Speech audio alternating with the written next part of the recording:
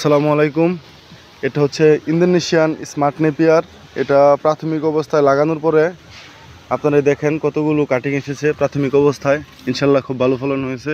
আলামিন গুনো তো 1 2 3 4 5 6 7 8 9 10 11 12 13 14 15 16 17 18 19 20 21 22 23 24 25 26 27 28 29 30 31 32 33 34 35 36 37 38 39 40 41 42 43 44 45 46 46 47 48 49 50 51 52